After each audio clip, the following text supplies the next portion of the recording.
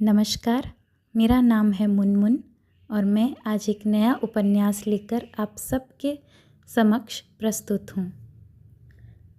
इस उपन्यास को लिखा है भगवती चरण वर्मा ने और इस उपन्यास का नाम है चित्रलेखा।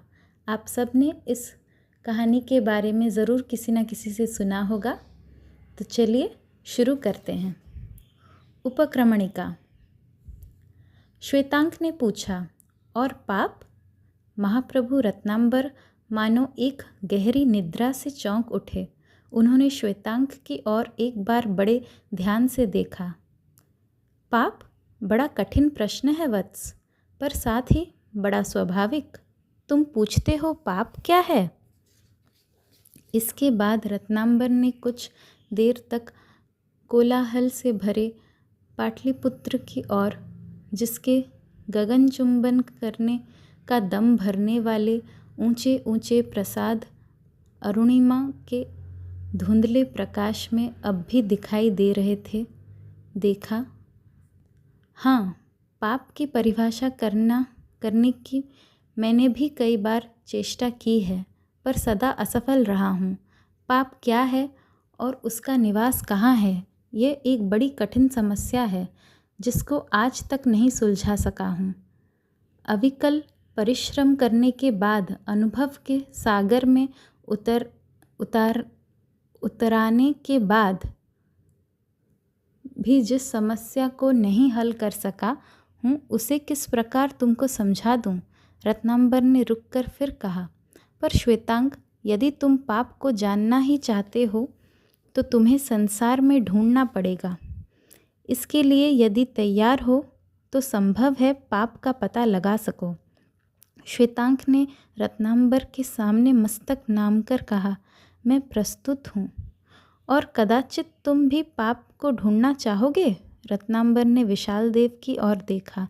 विशाल देव ने भी रत्नांबर के सामने मस्तक नमाते हुए कहा, महाप्रभु का अनुमान उचित है। रत्नांबर का मुख प्रसन्नता से चमक उठा। इसके पहले कि मैं तुम लोगों को संसार में भटक कर अनुभव प्राप्त करने को छोड़ दूं, तुम्हें परिस्थितियों से विज्ञ करा देना आवश्यक होगा। इस नगर के दो महानुभावों में से मैं यथेष्ट परिचित हूँ और इस कार्य को पूरा करने के लिए तुम लोगों को इन दोनों की सहायता की आवश्यकता होगी। एक योगी है और दूसरा भोगी। योगी का नाम है कुमारगिरी और भोगी का नाम है बीजगुप्त। तुम दोनों के जीवन को इनके जीवन स्तोत्र के साथ साथ ही बहना पड़ेगा। दोनों शिष्यों ने एक साथ उत्तर दिया, स्वीकार है। विशाल देव, तुम ब्राह्मण हो और तुम्हारी ध्यान तथा आराधना पर अनुरक्त है, इसलिए तुम्हें कुमारगिरी का शिष्य बनना उचित होगा। और श्वेतांक, तुम क्षत्रिय हो, तुम्हें संसार में अनुरक्त है, इसलिए तुम्हें बीजगुप्त का सेवक होना पड़ेगा। दोनों शिष्यों ने एक साथ उत्तर दिया, स्वीकार है। तुम दोनों के मार्ग निर्धारित हो चुके, अब रहा मैं। तुम लोग मेरी चिंता ना करो। जीवन में अनुभव की उतनी ही आवश्यकता होती है जितनी उपासना की। तुम अनुभव प्राप्त करो और मैं तपस्या करूँगा। आज से 1 वर्ष बाद तुम दोनों मुझसे यहीं पर मिलोगे और उस समय फिर से हम अपने निर्धारित कार्यक्रम पर चल सकेंगे। पर एक बात याद रखना, जो बात अध्ययन से नहीं जानी जा सकती है, उसको अनुभव से जानने का प्रयत्न करने के लिए ही मैं तुम दोनों को संसार में भेज रहा हूँ। पर इस अनुभव में तुम स्वयं ही ना बह जाओ, इसका ध्यान रखना पड़ेगा। संसार की लहरों की वास्तविक गति तुम दोनों बहोगे। उस समय यह ध्यान रखना पड़ेगा कि कहीं डूब न जाओ। श्वेतांक ने विशाल देव की ओर देखा और विशाल देव ने श्वेतांक की ओर।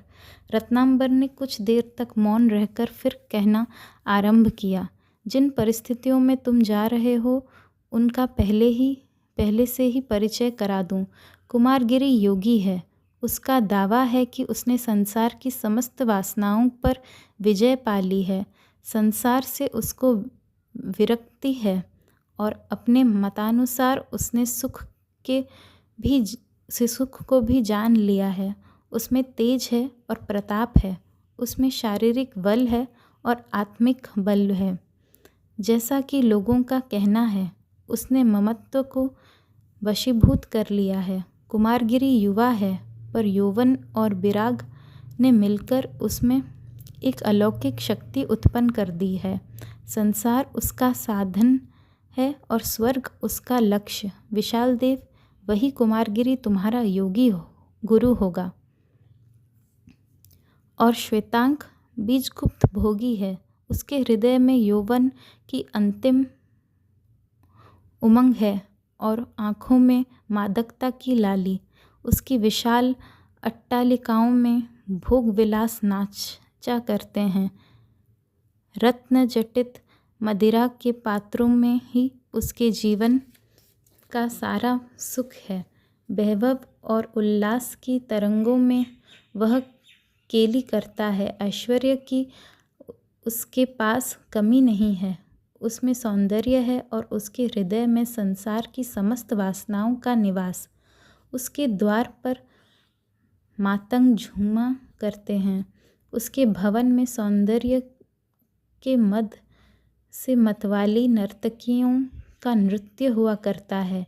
ईश्वर पर उसे विश्वास नहीं, शायद उसने कभी ईश्वर के विषय में सोचा तक नहीं है। और स्वर्ग तथा नरक की उसे कोई चिंता नहीं। आमोद और प्रमोद ही उसके जीवन का साधन है तथा लक्ष्य भी है। उसी बीजगुप्त का तुम्हें सेवक बनना पड़ेगा श्वेतांक, स्वीकार है? महाप्रभु की आज्ञा शिरोधार्य है। श्वेतांक एक बार कल्पना के उस सागर परे ऐश्वर्य की तथा थाह लेना चाहता था। और विशाल देव, तुम्हें स्वीकार है?